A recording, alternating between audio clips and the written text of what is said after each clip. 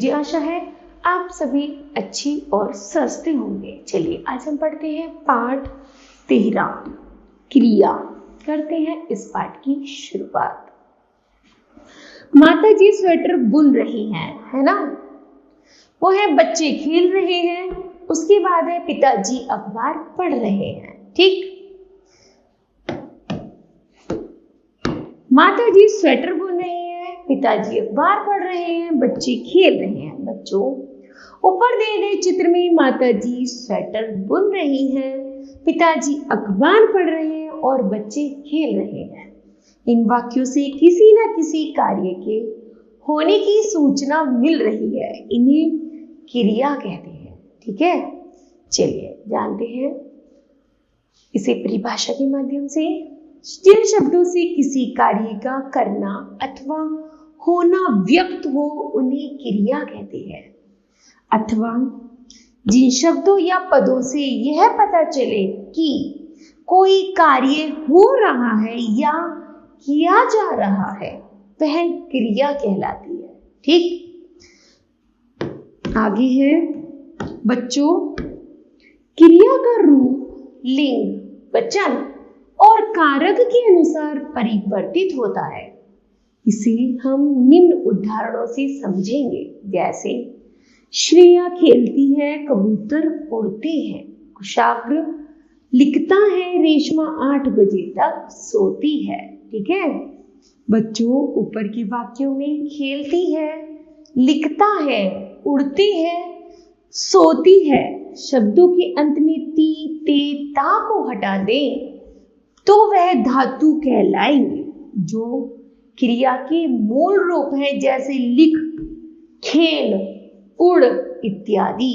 ठीक है, धातु क्रिया के मूल रूप को धातु कहते हैं। धातु से ही अनेक क्रियाओं का निर्माण होता है।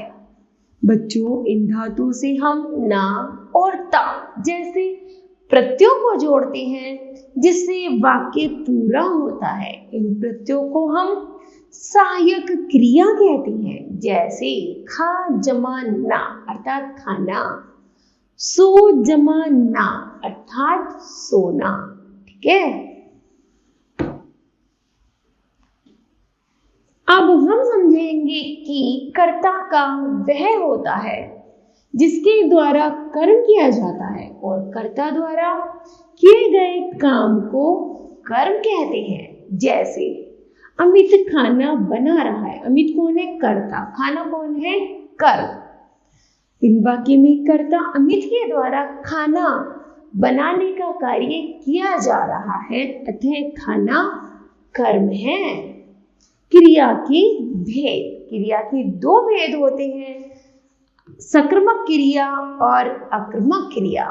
ठीक है, पहला है सक्रियक क्रिया, जिस क्रिया का फल कर्ता पर न पड़कर कर्म पर पड़े उसे सक्रियक क्रिया कहते हैं। जैसे श्रेया पुस्तक लिख रही है, तो श्रेया क्या कर रही है? पुस्तक लिखने का काम कर रही है, तो लिखना क्या हो गया?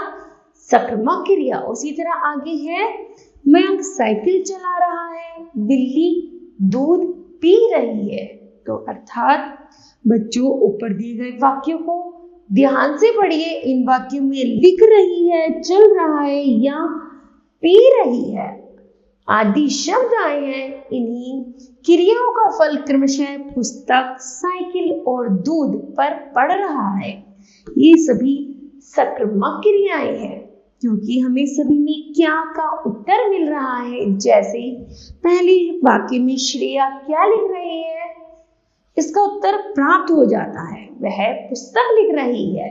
अन्य दोनों वाक्यों में भी उत्तर स्पष्ट से ज्ञात हो जाता है। अर्थात हमने जाना कि सक्रियक अर्थात से जमा कर, कर्म सहित। कभी कभी कर्म अप्रत्यक्ष भी होता है। उदाहरण के तौर पर मयंक गाता है, वह पढ़ता है, वह गीत अथवा पुस्तक जैसे कर्म अप्रत्यक्ष है। इसमें गाता है तो मैं क्या गाता है यह स्पष्ट नहीं है कि वह क्या गाता है, परंतु कुछ न कुछ अवश्य गा रहा है यह स्पष्ट है, इसलिए यह भी सक्रियक क्रिया होती है। ठीक है, आगे है सक्रियक क्रिया के भेद। सक्रियक क्रिया के दो भेद होते हैं, एक कर्मक क्रिया और द्विकर्मक क्रिया। पहले है एक कर्मक क्रिया। एक कर्मक है जिस क्रिया के साथ केवल एक ही कर्म हो उसे एक कर्मक क्रिया कहते हैं। जैसे राम सेब खाता है, दूसरा निहाल चाय पीता है। ठीक है, उपयुक्त वाक्य में सेब खाना और चाय पीता एक ही कार्य का उल्लेख किया गया है, अतः ये एक कर्मक क्रिया है। अर्थात जैसे हमने बताया राम सेब खाता है, तो राम केवल एक क्रिया कर रहा है सेब खाने की, है ना, तो यहाँ पर हुई एक कर्मक क्रिया। आगे है द्विकर्मक क्रिया, जिस क्रिया के साथ दो कर्म हो, अर्थात जिस क्रिया का प्रभाव दो कर्मों पर पड़ता हो उसे द्विकर्मक क्रिया कहते हैं। जैसे रानी कर्मावती ने हुमायूं को राखी भेजे थे, तो दूसरा राम ने पौधों में पानी डाला।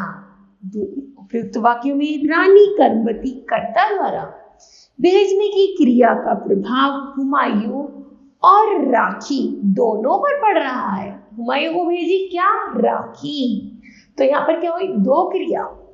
दूसरे वाक्य में रामू कर्ता द्वारा डालने की क्रिया का प्रभाव पौधों और पानी, क्या दे रहा है, पानी दे रहा है, किसको, पौधों को, अर्थात दो ही कर्म को ही पौधों और पानी दोनों पर पड़ रहा है, अतः वे द्विकर्मक क्रिया है। ठीक है, आगे है अकर्मक क्रिया, जिस क्रिया का फल कर्म पर ना पड़कर कर्ता पर ही पड़ता है उसे अकर्मक क्रिया कहते हैं। जैसे पक्षी उड़ रहे हैं, अंशु रोता है, बच्चे खेल रहे हैं। अर्थात बच्चों उपयुक्त वाक्य में उड़ रहे हैं, खेल रहे हैं या रोता है, इन वाक्यों का फल सीधा कर्ता पर पड़ रहा है। यहाँ क्रिया का कोई कर्म नहीं है, इन्हें हम अकर्मक क्रिया कहते हैं। अकर्मक क्रिया अर्थात आ जमा कर्म, कर्म के बिना, यहाँ क्रिया के साथ क्या, किसको आदि प्रश्नों का उत्तर नहीं मिलता है। कुछ अन्य उदाहरण जैसे श्वेता ने पत्र लिखा है, फिर है काव्या हंस रही है, सैनिक दौड़ रहे हैं। ठीक है, चलिए जब पढ़ते हैं इसके महत्वपूर्ण तथ्य को। जिस शब्द से किसी कार्य की होने या करने का बोध होता है उसे क्रिया कहते हैं। क्रिया का मूल रूप धातु कहलाता है। कर्म के आधार पर क्रिया के दो भेद होते हैं, सक्रियक क्रिया तथा अकर्मक क्रिया। जिस क्रिया का फल कर्म पर पड़ता है उसे सक्रियक क्रिया कहते हैं, इसमें क्या का उत्तर प्राप्त होता है। आगे है जिस क्रिया का फल सीधे कर्ता पर पड़ता है उसे अकर्मक क्रिया कहते हैं, इसमें क्या, किसको, किसे प्रश्नों का उत्तर नहीं मिलता है। ठीक है, तो मुझे आशा है बच्चों यह पाठ आपको समझ आया होगा। धन्यवाद।